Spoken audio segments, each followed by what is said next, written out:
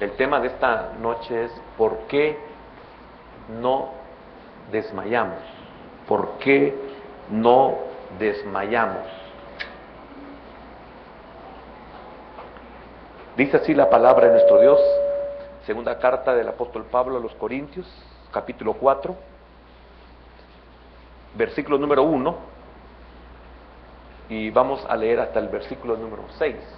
Dice así la palabra de nuestro Dios.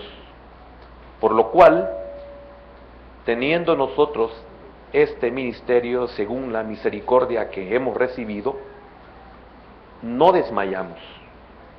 Antes bien, renunciamos a lo oculto y vergonzoso, no andando con astucia, ni adulterando la palabra de Dios, sino por la manifestación de la verdad, recomendándonos a toda conciencia humana delante de Dios. Pero si nuestro evangelio está aún encubierto, entre los que se pierden está encubierto, en los cuales el Dios de este siglo cegó el entendimiento de los incrédulos, para que no les resplandezca la luz del evangelio de la gloria de Cristo, el cual es la imagen de Dios. Porque no nos predicamos a nosotros mismos, sino a Jesucristo como Señor, y a nosotros como vuestros siervos, por amor de Jesús. Porque Dios, que mandó que de las tinieblas resplandeciese la luz, es el que resplandeció en nuestros corazones para iluminación del conocimiento de la gloria de Dios en la faz de Jesucristo. Amén. Vamos a pedirle al Señor que nos bendiga. Buen Dios y Padre eterno, te pedimos que, al igual que a tu siervo, Pablo, el apóstol, Señor, también nos reveles, nos bendigas con esta revelación, con esta palabra. Señor, para que esto sea no el cimiento, porque el cimiento eres tú, sino en promesas, en privilegios, en honra que tú nos has dado, y que podamos apoyarnos en esta manifestación de tu verdad. Señor, ayúdanos. Necesitamos muchas cosas para poder permanecer en este mundo y especialmente en este caminar. Señor, bendícenos por favor, y que al igual que tu siervo, también nosotros no desmayemos. En el nombre poderoso de Jesús, te damos las gracias. Amén, Señor, y amén. ¿Pueden sentarse, hermanos? El versículo, no sé si es, ¿no soy yo?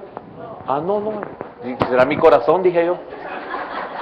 Estoy tan afligido, hermano, como que es la primera vez que voy a predicar igual que ayer y antier. Siempre nos pasa lo mismo, hay una gran aflicción. Yo creo que aquellos que predican lo saben. Le decía de que estos versículos hablan de el ministerio incansable de Pablo, el ministerio incansable de Pablo. Mas sin embargo, sentí en mi corazón poner ¿por qué no desmayamos?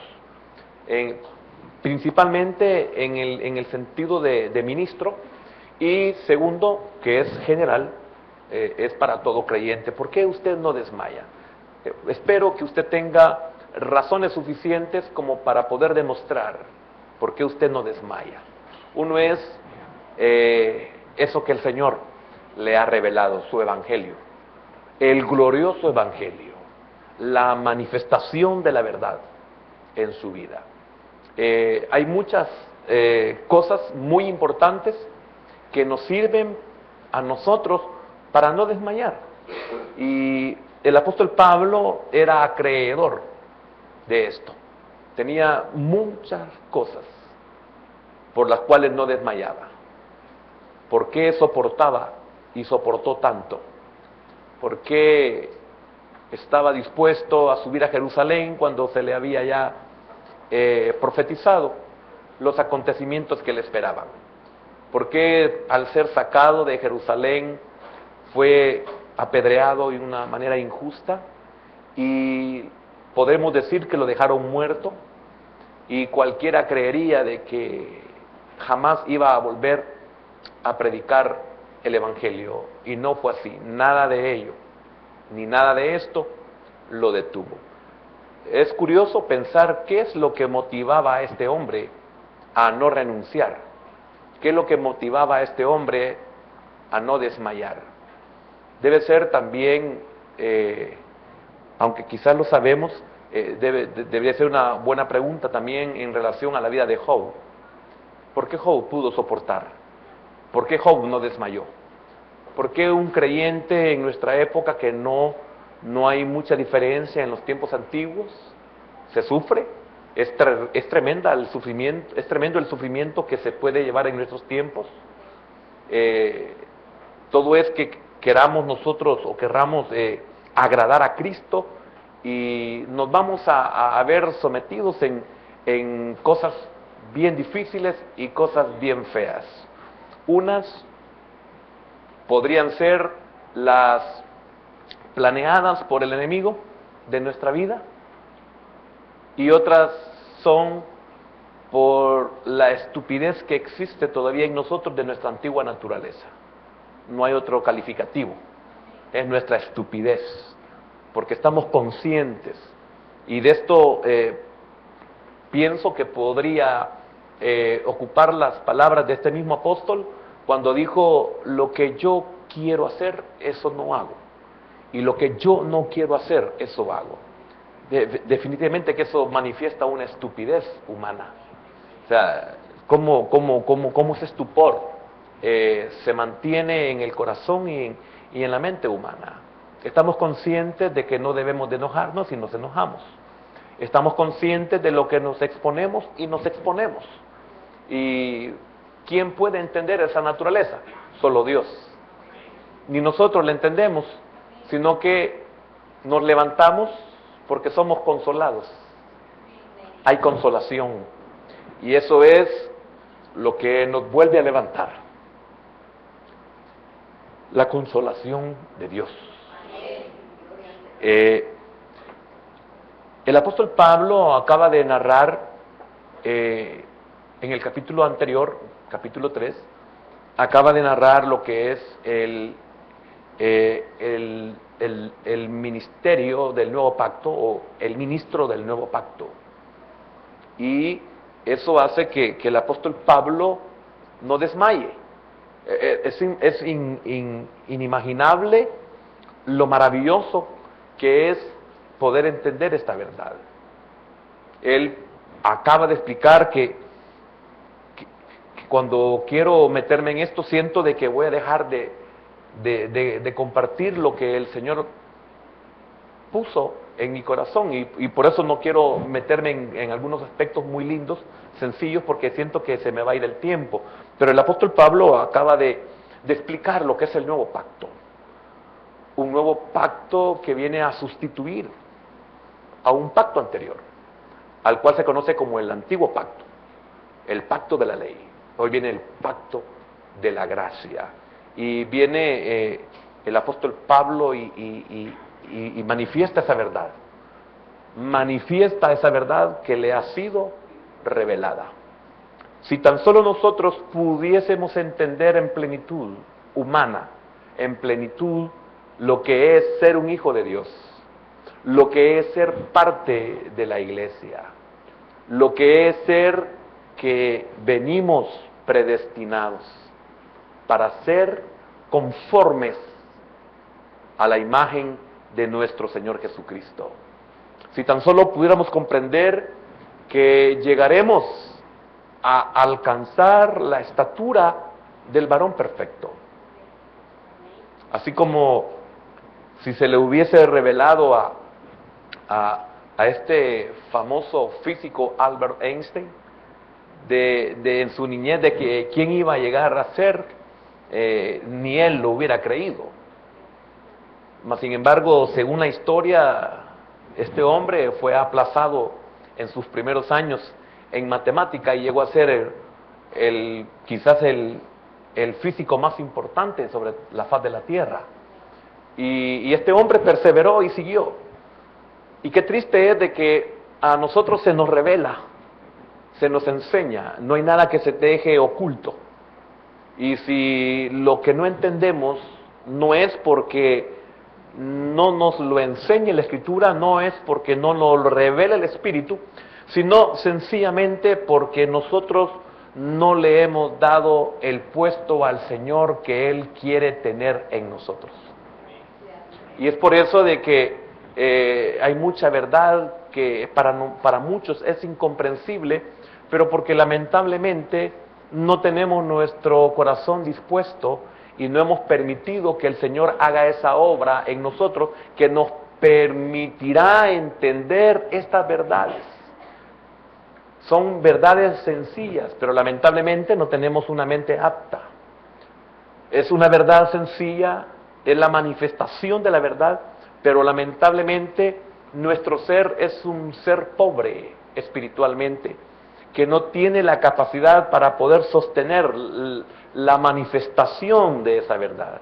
No la verdad, la manifestación de esa verdad. El apóstol Pablo estaba muy consciente de ese nuevo pacto, de lo que es ser un ministro del Espíritu y no de la letra. Él sabía el precio que había pagado, no un precio que él estuvo dispuesto a pagar, sino que es un precio en el cual Dios lo había escogido y tuvo que hacer esa obra en él, y él lo aceptó. Yo lo estoy diciendo de una manera humana, lo aceptó, porque él pudo haber renunciado, él pudo haberlo hecho como la mayoría de los cristianos, que en la misericordia de Dios son alcanzados, pero no están dispuestos a pagar el precio, y eso los lleva a perder 5, 10, 15, 20 años. Y 5, 10, 15, 20 años después, si no más, vienen y quieren entrar realmente al reino de Dios, pero lamentablemente han desperdiciado todo ese tiempo. No estuvieron dispuestos a pagar el precio, no estuvieron dispuestos a renunciar, no estuvieron dispuestos a ceder, no estuvieron dispuestos a ser quitados o eliminados, no estuvieron dispuestos, como en el caso de los gobernantes en el tiempo de Jesús en Israel, como en el caso de los líderes en el tiempo del Señor allá en Israel. Ellos no estuvieron dispuestos, sencillamente no quisieron, sus corazones no estaban dispuestos. Entonces viene el apóstol Pablo y comienza en este versículo número 1.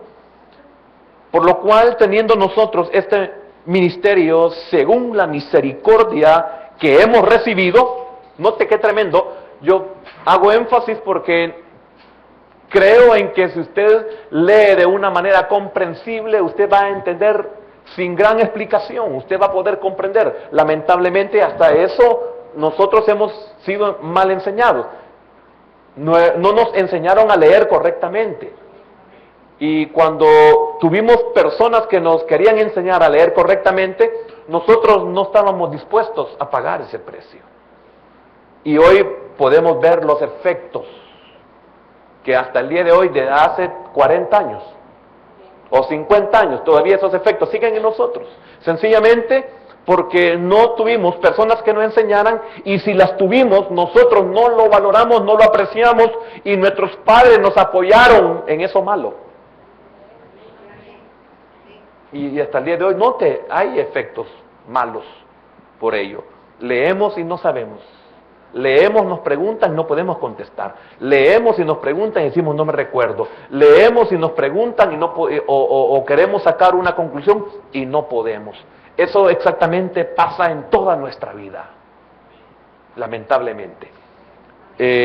Repito el versículo 1. Por lo cual, teniendo nosotros este ministerio, este servicio, en algunas podríamos ocupar la palabra diaconía en esto, que es servicio. Y note lo que dice, este ministerio según la misericordia, oiga, según la misericordia que hemos recibido. ¿Por qué nosotros desmayamos? Porque no estamos conscientes de estas primeras palabras. ¿Por qué nosotros por qué desmayamos en el servicio? ¿Por qué nosotros desmayamos en el ministerio? ¿Por qué nosotros desmayamos en el congregarnos?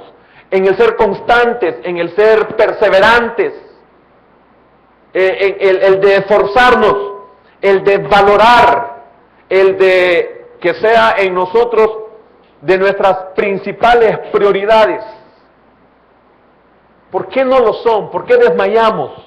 Porque no hemos entendido esa verdad que en ciertas palabras le he tratado de explicar. Y el apóstol Pablo lo dice de una forma muy linda en el versículo número 1. Por lo cual, teniendo nosotros, ¿qué es lo que yo tengo? Teniendo nosotros este ministerio, este servicio.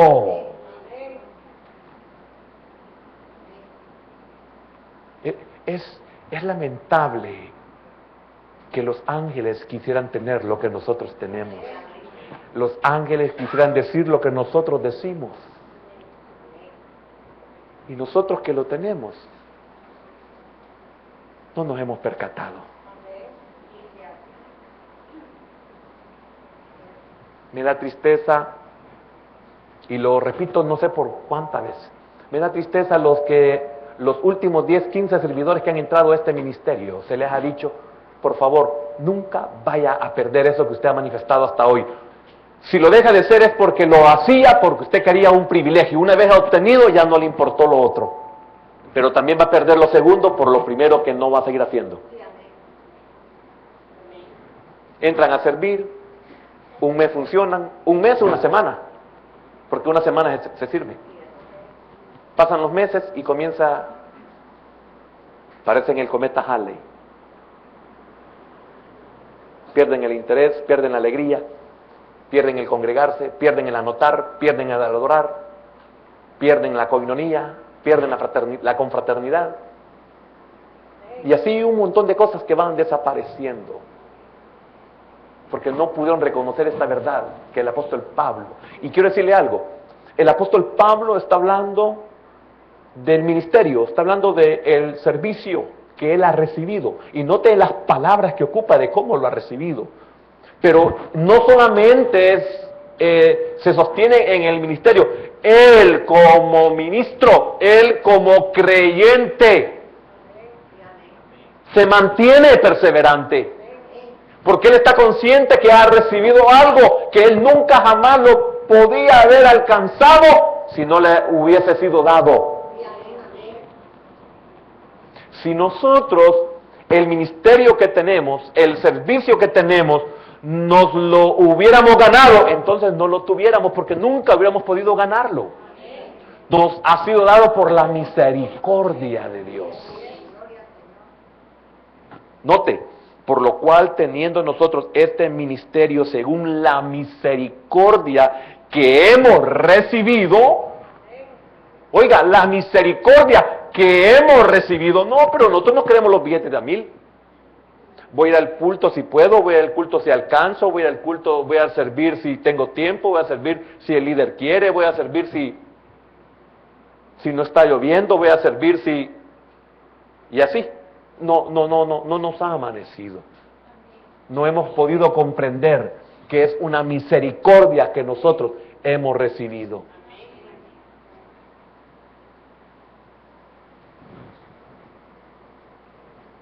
Si usted me deja las llaves de su casa, me considero inmerecedor de semejante privilegio. Porque pienso, ¿a quién se le puede dar las llaves de su casa? Si usted me dice, aquí está mi vehículo, hermano, yo prefiero ni siquiera tocarlo porque no quiero yo echar a perder esa confianza, ese privilegio. Le estoy hablando de basura.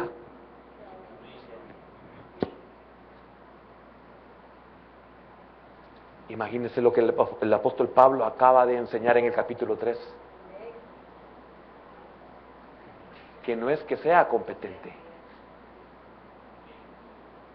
pero lo ha recibido de parte del Señor. Entonces Pablo destaca la solemne responsabilidad de cada siervo de Cristo de presentar llanamente el mensaje del Evangelio. Aquí ya pasó otro punto. De presentar el mensaje del Evangelio. Lo que acabo de decir me lleva a que tengo una gran responsabilidad de cómo llevar ese mensaje.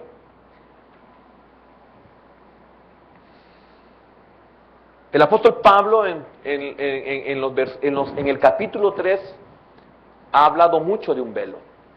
Y cuando viene y comenzamos nosotros este versículo, este capítulo número 4, el apóstol Pablo enseña que no puede haber velo alguno.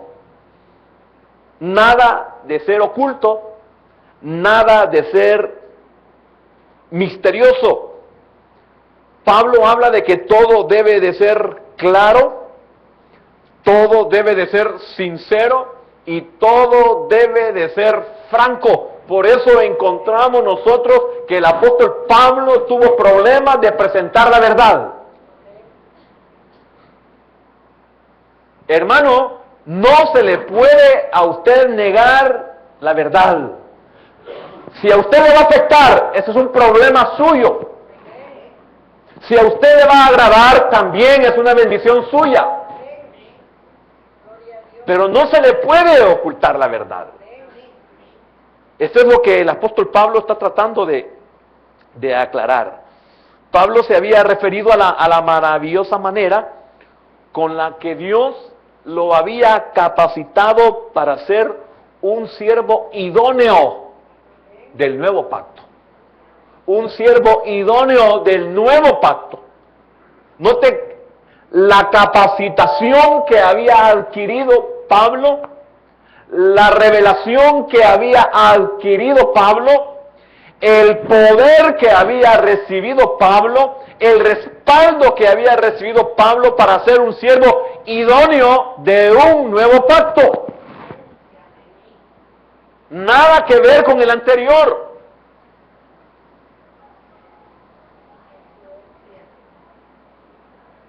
Pablo podía valorar su llamado. Pablo podía valorar su llamamiento. Pablo valoraba su ministerio. Nada hará que yo desmaye. Nada hará que yo renuncie. Por eso encontramos a un Pablo que nunca se echó atrás, no importando, porque lo primero que nosotros podríamos decir que le afectó a Pablo es que él perdió toda su familia, a excepción de una prima o tía que aparece en el libro de los Hechos. Para empezar. ¿Y cuántos no siguen en el Evangelio porque tienen temor a perder su familia? Pablo pagó ese precio. Pero hoy entiende por qué pudo pagar ese precio.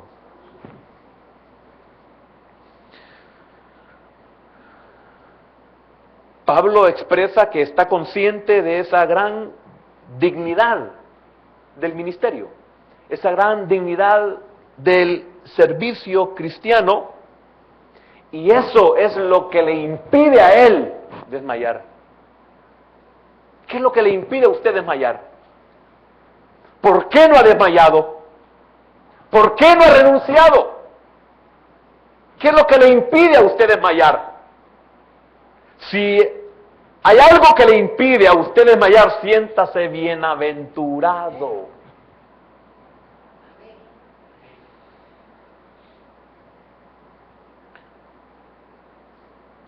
Hablamos de que no desmayó. En el ministerio hay muchas cosas que desalientan. Demasiadas cosas que pueden desalentar y deprimir al ministro y al creyente. Hay muchas cosas que pueden desalentar. El apóstol Pablo, al igual que el pueblo de Israel, el apóstol Pablo, él dice que tiene luchas internas y externas. Él tiene batallas por dentro y batallas por fuera. Al igual que Israel, tenía que pelear con las naciones que estaban habitando Canaán, y también tenía que pelear con las naciones que estaban afuera de Canaán. Los enemigos de siempre, los filisteos, y hasta el día de hoy. También nosotros tenemos enemigos externos y tenemos enemigos internos. A veces no es nadie, a veces soy yo, el que me quiero eliminar yo solo. Y ando buscando pretexto. Pero en otras ocasiones no, en otras ocasiones son externas los enemigos que tengo. Ahora, ya sean internos o externos, ¿por qué no desmayo? ¿Qué dignidad he recibido? ¿Qué revelación he recibido? Que no desmayo, que permanezco, que no renuncio. Porque el enemigo quería que renunciara. Pero la diferencia es que el Señor da fuerzas, da misericordia y gracia para ayudarnos en tiempos de necesidad y para ayudarnos en tiempos de batallas, en tiempos de angustias. Esa es la gran diferencia. Que si has creído en este evangelio, tienes todo a tu favor. Tiene todo a su favor.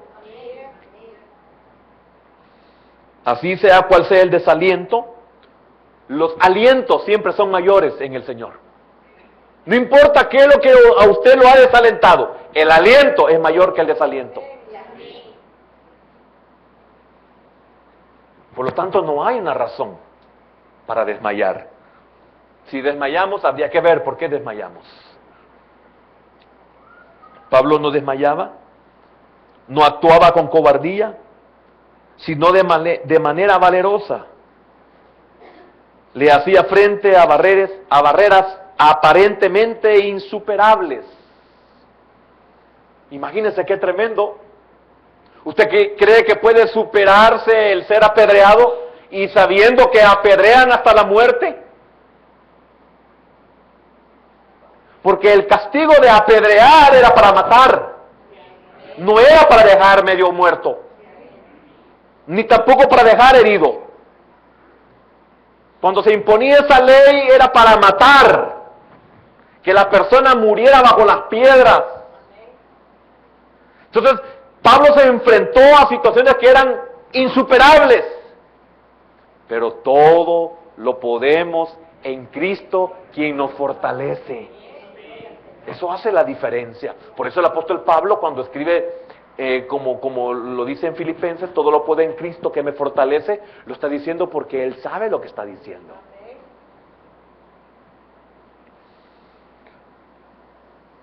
Versículo número 2. Antes bien renunciamos a lo oculto y vergonzoso, no andando con astucia ni adulterando la palabra de Dios, sino por la manifestación de la verdad, sino por la manifestación de la verdad, recomendándonos a toda conciencia humana delante de Dios. No importa lo que yo tenga que decirles, si eso es verdad, es una manifestación de la verdad. Y usted puede decir si eso es cierto o no es cierto. Cuando usted dice una verdad, hablando del evangelio, porque aquí Pablo está hablando del ministerio, que no hay nada, ya le voy a explicar, de eso oculto, eso vergonzoso, eso que da náuseas, que ocupan el evangelio para otras cosas. Hermano, es increíble. Pablo dice, por medio de la manifestación en el 2, sino por la manifestación de la verdad, recomendándonos. ¿Cómo es que nos recomendamos? Nosotros, como decía en el capítulo anterior, no nos recomendamos por carta, o más adelante, en el capítulo 3, no nos manifestamos por carta, sino por la manifestación de la verdad. Lo que predicamos, eso dice quiénes somos. No es que, yo digo que, yo no puedo decir nada de mí. Lo único que puede decir algo de mí es lo que se manifiesta por medio de la predicación. Y eso el receptor es el que puede decirlo. Porque usted puede salir de aquí contristado, pero en su corazón, en lo más profundo, dice, pero es una verdad.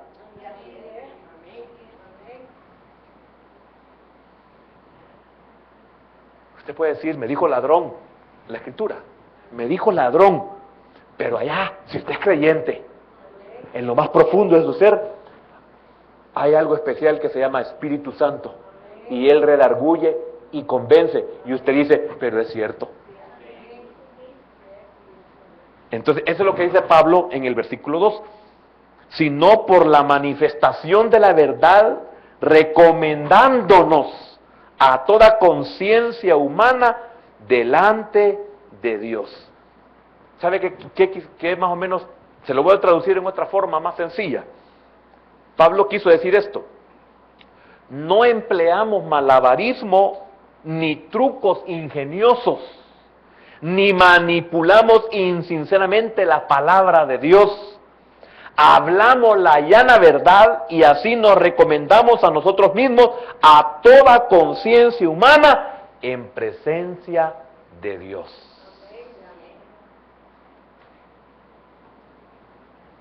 No hacemos trucos. Una de las enseñanzas de las que he compartido y nunca llego a explicarlas siempre por razones de tiempo, es cuando Elías, cuando está restaurando el altar de Jehová que está arruinado, cuando él pide que traigan agua, no hay truco, porque ¿cómo vamos a hacer que esto se queme si estamos echándole agua, que es todo lo contrario? El agua es para apagar el fuego. Entonces, si hay truco, entonces metamos más leña, metamos más combustible, pero no lo contrario. Entonces, Elías tiene que demostrar que no hay ningún truco, no hay ningún ingenio para engañar, no hay ninguna manipulación. Entonces él pide agua, traigan agua y echan el agua, bastante agua, traigan más y más agua y todo. Agua, eso está diciendo, no hay ningún truco en este altar. Si desciende fuego de Dios, esa es mi recomendación.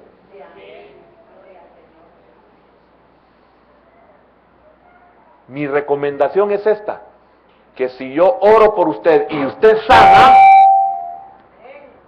esa es mi recomendación.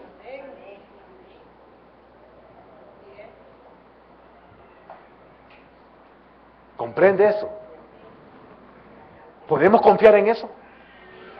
¿Podemos confiar en esto? Cuando uno entiende esto, hermano, mire, uno llega a superar esto, uno quisiera predicar bien, uno quisiera que la gente le entienda, uno quisiera que los milagros se den para que uno se sienta bien. Cuando uno comprende esta verdad, hermano, uno la suelta y se despreocupa. ¿Qué ves, criado? Nada, voy a volver a orar. ¿Qué ves, criado? Nada, voy a volver a orar. ¿Qué ves, criado? Veo una nube como al tamaño de la palma de un hombre. Ve y dile a Acab, apresúrate antes de que te alcance y no puedas pasar por el arroyo. ¿Qué es lo que iba a manifestar a Elías, que era un hombre de Dios? Si llovía. Y yo le quiero preguntar, ¿y llovió? Y yo le quiero preguntar, ¿y cayó fuego del cielo? Y a pesar de que había un montón de agua, se consumió todo. Entonces Elías no tenía que decir, yo soy un profeta de Dios. No. El fuego va a decir si soy profeta. Llegaron 50 a decirle, ¡ay, barbudo lindo! Si soy barbudo lindo, que descienda fuego del cielo, o sea, profeta. ¿Y qué pasaba? Pues sí era profeta, pero no estaban para darse cuenta.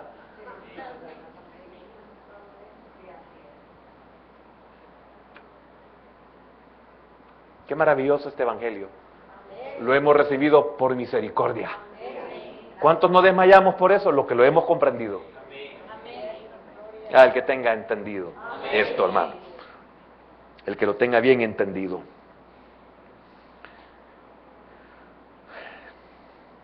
Es indudable también que una vez más el apóstol esté pensando en los falsos maestros que siempre entran a las iglesias, en el tiempo de Pablo y también en el nuestro. Sus métodos eran siempre los mismos de siempre. Empleaban las fuerzas del mal, es decir, vergonzosas seducciones. Esto siempre se ha repetido, vergonzosas seducciones a pecar. No se puede decir desde un púlpito, ay hermano, si ya le va a pasar. No, no se puede decir eso. Eso lo va a matar, hermano. Eso nos va a destruir, hermanos. Eso no es para un hijo de Dios. Nunca se puede decir lo contrario.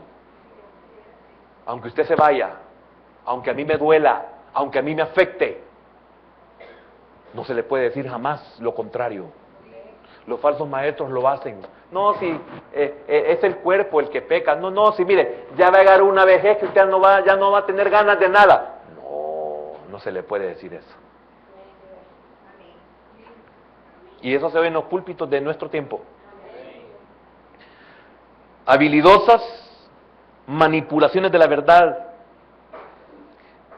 empleo de sofismas, o sea, aparentes verdades, ¿verdad? Aparentes. No digamos la adulteración de la palabra de Dios. Y lo peor, y que se está dando hasta el día de hoy, es la mezcla de la ley con la gracia. No se puede mezclar. Es cierto, está la ley, sí, pero no se puede mezclar. Y eso está de moda hoy. La ley únicamente nos sirve para que entendamos las figuras y para preservarnos, pero no invalida la gracia. Entonces el método del apóstol era muy diferente. No se expresaba con palabras, sino con la manifestación de la verdad. Imagínense lo que Pablo dice en ese versículo número 2.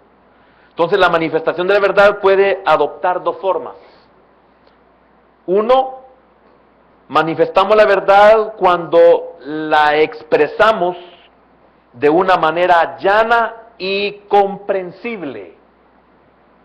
Y segundo, también la manifestamos cuando la vivimos en nuestra vida delante de otros, de modo que puedan verla por nuestro ejemplo.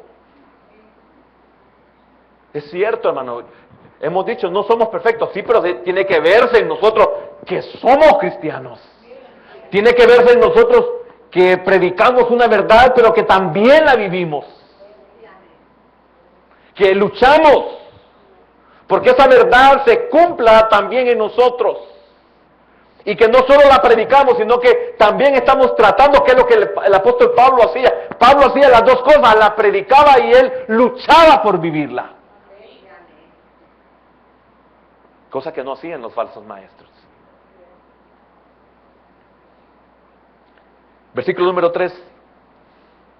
Pero si nuestro evangelio está encubierto, entre los que se pierden, está encubierto. Repito, pero si nuestro evangelio está encubierto, si tiene velo, si no se entiende, entre los que se pierden está encubierto. Entonces el apóstol ha estado hablando del gran cuidado que ha manifestado al tratar de poner en clara la verdad de Dios a los hombres, tanto por precepto como por práctica, tanto como por prédica, tanto como por vivirla. Si el evangelio está aún encubierto o es escondido por algunos o para algunos, desde luego que no es culpa de Dios, ni tampoco quiere que sea por culpa de Él. Amén. Y sin embargo, al escribir estas palabras, es consciente de que hay aquellos que sencillamente no parecen comprenderlo. Entonces dice el apóstol Pablo, no es problema de Dios, ni es problema de los ministros o de los que predicamos, sino que es problema de ellos, de los que se pierden. El inconverso no lo va a comprender. el inconverso nunca lo va a entender. Eso no es culpa de Dios. ¿Por qué no es culpa de Dios? Porque tienen que convertirse. Y eso lo va a aclarar un poquito más adelante el apóstol Pablo. Veamos en el versículo 4 está la respuesta. ¿Ya lo tiene? Dice así: en los cuales el Dios de este siglo cegó el entendimiento de los incrédulos. Mire, espere un momentito. Mire, qué difícil es hacerle ver, entender, creer al inconverso. Mire, pueden ver el mejor milagro del mundo y no se convierten. Pueden ver el mejor cambio en usted y no se convierten. Pueden ver que usted es una gran bendición para ellos y no se convierten. Puede usted mandar a todo a Pablo para que le enseñe la palabra y no le entienden y se duermen. Qué doloroso es decir esta verdad. Dice así: en los cuales, o sea, está hablando de quiénes son los que no entienden, ¿verdad? Okay. Los que no comprenden esta verdad son los que están ciegos, son los inconversos. Por eso dice el versículo número 4, en los cuales el Dios de este siglo, Satanás, ¿verdad?, cegó el entendimiento de los incrédulos, para que no les resplandezca la luz del evangelio de la gloria de Cristo, el cual es la imagen de Dios. En el capítulo número 3, el apóstol Pablo habla de un velo. Un velo es como una cortina, un velo es algo que no deja ver. ¡Qué tremendo! El diablo les ha puesto un velo y no pueden ver. Por eso repito, en los cuales el Dios de este siglo les puso un velo en el entendimiento. Por más que le digan 1 más 1 es 2. 1 más 1, 1 dicen. No, 1 más 1 es 2. Hermano, ¿usted nunca se fijó en eso? Le pongo el ejemplo porque eso pasa con los inconversos. Por más que usted le explique, le aclare y le diga, no entienden. El enemigo les ha puesto un velo para que no vean, para que no crean, para que no le resplandezca la luz del evangelio. Mire qué tremendo lo que dice. Yo quiero que lo leamos despacito. En los cuales el Dios de este siglo cegó el entendimiento de los incrédulos. Oiga lo que sigue: para que no le resplandezca, oiga, para que no les resplandezca la luz del evangelio. Oiga, ¿de qué evangelio? De la gloria de Cristo. Oiga, de la gloria de Cristo. No está hablando de Jesús, hombre,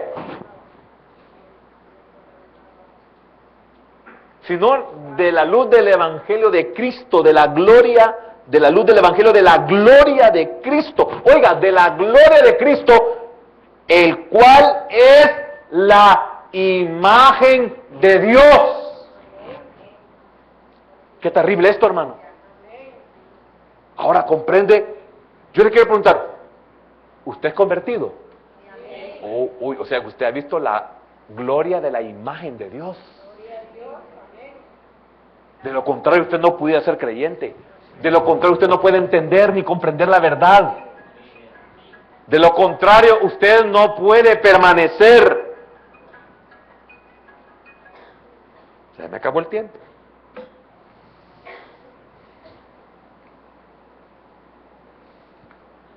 No habla del carpintero de Nazaret.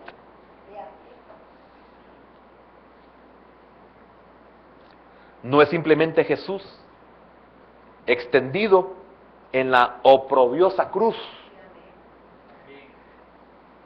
Es el Señor Jesucristo quien ha muerto, quien ha resucitado y quien está ahora a la diestra de Dios en el cielo. Ahora usted va a comprender por qué no lo tenemos en una cruz. Porque nos ha resplandecido la luz del Evangelio de Cristo, que es la gloria, que es la imagen. Y el Jesús crucificado no es la imagen de Dios.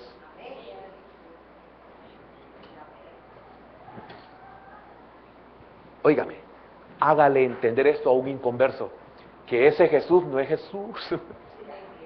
A saber qué hombre, a quién usaron, no lo sabemos, pero no vamos a hablar de eso. Pero hágale ver, entender, no puede, no lo toque, no hace milagros, no le hable porque no le oye. Por más que usted diga que le va a mover los ojos, no se los va a mover, a menos que el diablo se los haga mover. Pero Dios no le va a mover los ojos a través de un pedazo de madera, ni de una imagen humana caída. Es bien duro esto, pero es la verdad. Entonces, Él es el objeto de la fe del creyente, el glorificado Hijo de Dios en el cielo. Por eso es tremendo lo que el apóstol Pablo menciona. Ahora, veamos el versículo número 5. Dos cosas muy importantes en el versículo número 5. Porque no nos predicamos a nosotros mismos. Fíjese bien qué tremendo esto. Mire cómo el apóstol Pablo nos va llevando poco a poco. El 5. Porque no nos predicamos a nosotros mismos. Oiga, no es que yo voy a estar oyendo lo que yo predico. No, no es eso. Que cuando le predico, no predico de mí.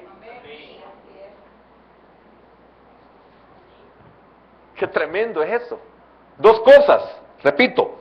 Porque no nos predicamos a nosotros mismos, sino a Jesucristo, oiga, como Señor. Y a nosotros como vuestros siervos. Oiga, repito. Y a nosotros como vuestros siervos. ¿Pero por qué vuestros siervos? ¿Por amor a ustedes? No. Exacto.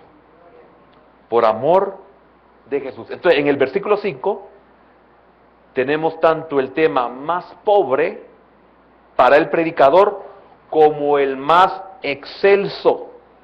El más pobre es nosotros mismos. El más pobre, si yo predico de mí, es lo más pobre como predicador. Por eso el que predica lo que menos debe de hablar es de sí mismo. Ahí el yo, y el yo, y el yo, y el yo. Y poniéndose uno de ejemplo en todo, es el mensaje más pobre que podemos dar. Y el mensaje más indigno.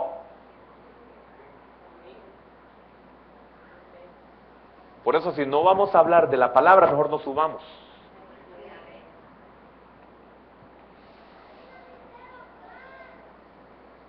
Los judaizantes tenían un gran hábito de predicar acerca de sí mismos. Pablo se separa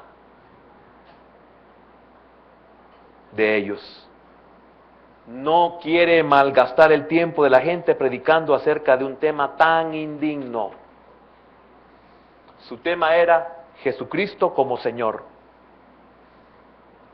Trataba de llevar a hombres y a mujeres a que sus rodillas fueran dobladas ante el Señor y que lo honraran a Él antes de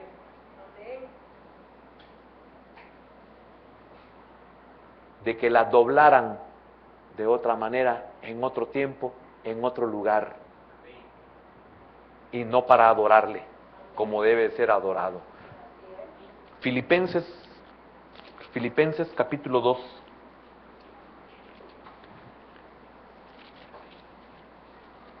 Versículo número 10.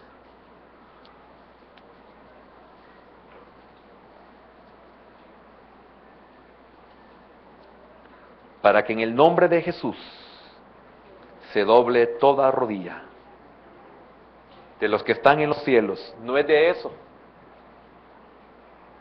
de lo que los quiere librar a hombres y mujeres. Y en la tierra tampoco. Y debajo de eso los quiere librar. Si usted dobla sus rodillas ahora y lo adora a Él, no van a doblar sus rodillas cuando usted sea condenado, porque cuando eso llegue, usted se va a tener que doblar aunque usted no quiera. Entonces ve el interés del apóstol Pablo, de esa manifestación de la verdad. Amén.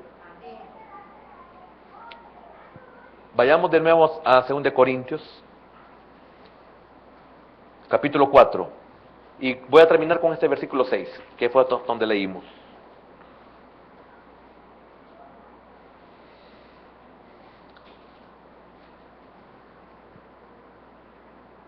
¿Ya lo tiene? Note qué lindo esto. Porque Dios, que mandó que de las tinieblas resplandeciese la luz. Déjenme un momentito, véanme aquí, ya terminé. Tengo 2 minutos para poder medio explicar este versículo 6. Fíjese bien, no lo lea, yo se lo voy a leer. Le voy a leer el 5 con el 6. Porque no nos predicamos a nosotros mismos, no hablamos de nosotros. Vea la importancia de esto. Porque si yo le predico de mí, no se va a cumplir en usted lo del versículo 6.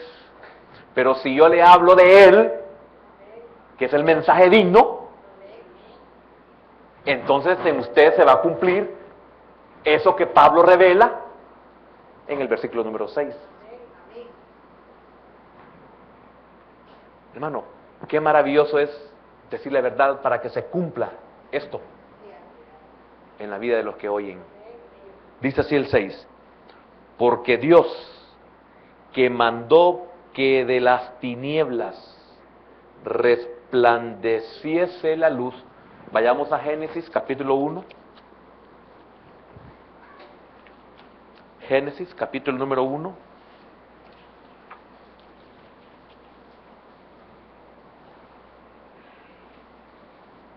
¿Ya lo tiene?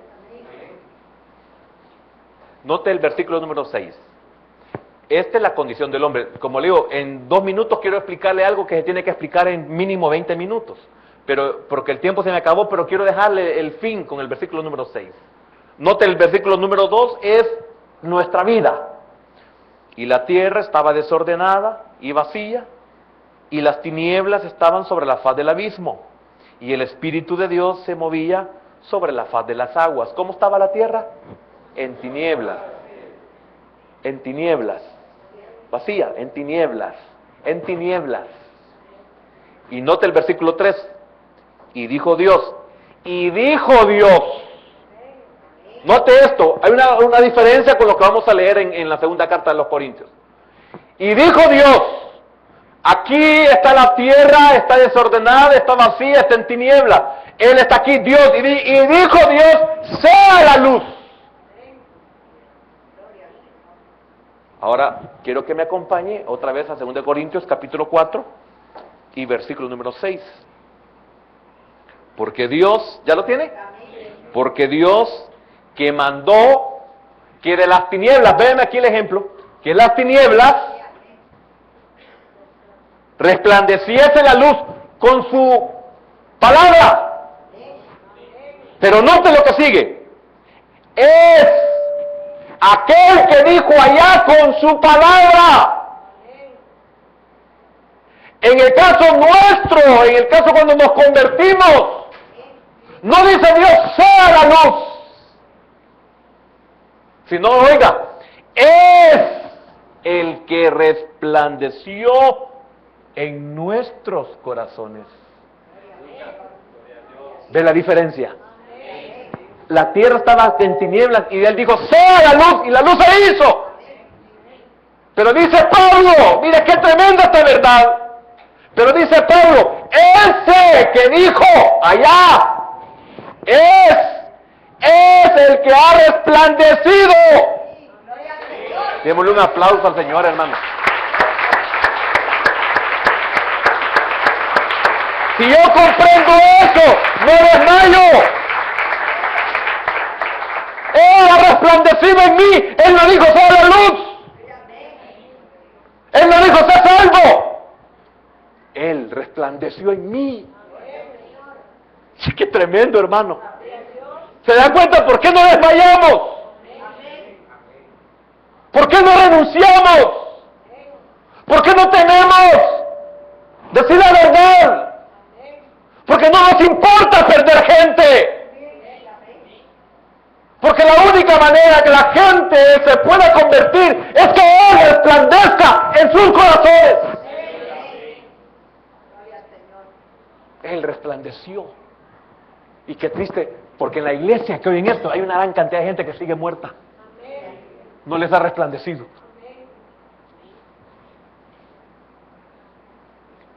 Es el que resplandeció en nuestros corazones. Oiga, para iluminación del conocimiento de la gloria de Dios en la faz de Jesucristo.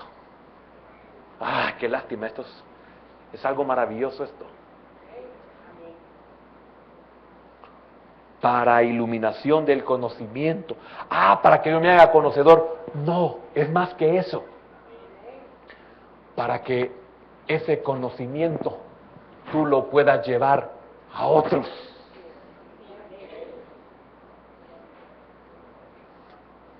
¿O no le resplandeció a él camino a Damasco? Y ese resplandor, ese conocimiento del resplandor, sigue iluminando a otros.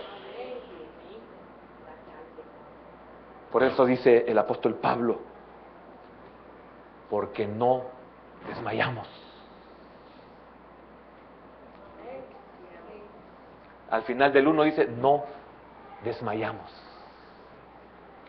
Mire, solo eso puede hacernos a nosotros mantenernos aún sabiendo que podemos perder nuestra propia vida. No digamos perder cualquier otra cosa. Yo quisiera preguntarle a Job si estuviera con nosotros en esta noche. Señor, bájale un ratito.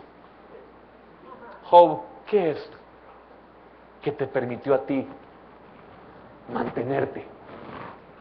Si perdiste a tus hijos, ¿qué cree que nos diría?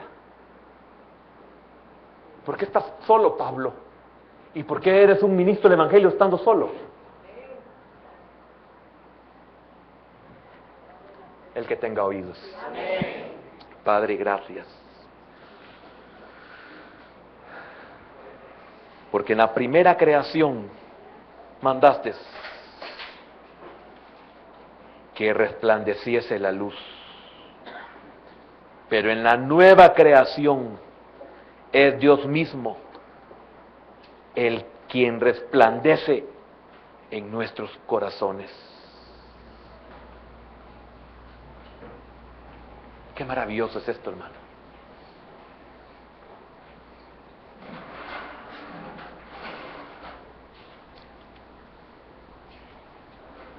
Quizás algunos ni siquiera sabíamos por qué no desmayamos.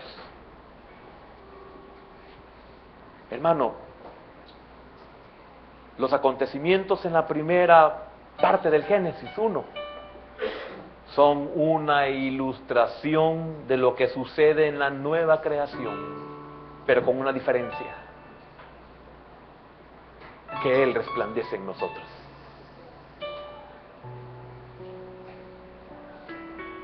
Bienaventurado el que pueda entender esta verdad.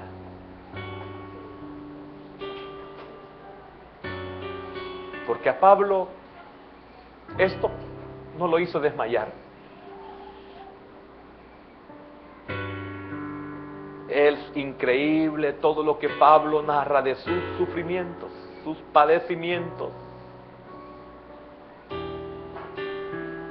No desmayó. Quizás el Señor le ha enviado esta palabra para que usted no desmaye. Él ha resplandecido en su corazón.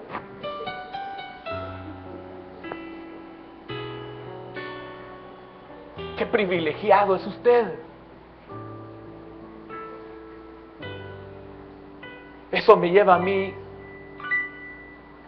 a poder quizás comprender un poco más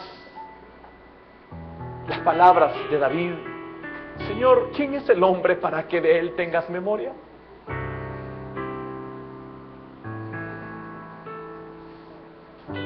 Llegar a entender las palabras de Job.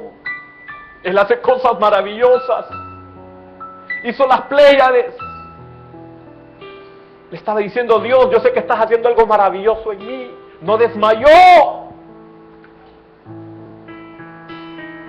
Hermano, no has desmayado porque Dios ha resplandecido en tu corazón.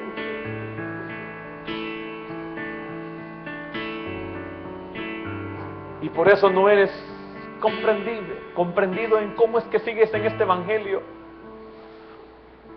Si muchos al llegar al evangelio lo primero que perdemos es el trabajo, otros lo primero que pierden es el matrimonio, otros lo que pierden son sus hijos, y la gente no comprende cómo alguien puede seguir un evangelio. ¿Sabes qué dicen los que regresan al mundo?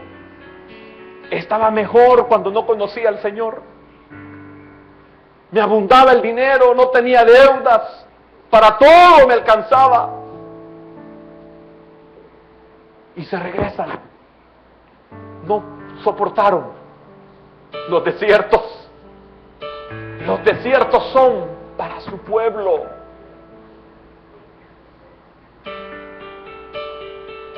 Señor, gracias en esta noche por lo que nos has ministrado a través de esta verdad. Señor, no queremos predicarnos a nosotros mismos, porque sería y es el mensaje más indigno. Permítenos predicar de tu evangelio, Señor, para que siga resplandeciendo tu luz en los corazones que todavía necesitan ser alcanzados. Y hermano, fortalécete. No has perdido nada. Aún pudieras morir de enfermedad o de pobreza y no has perdido nada. Si el Señor ha resplandecido en tu corazón, no has perdido nada. Padre, gracias en esta noche.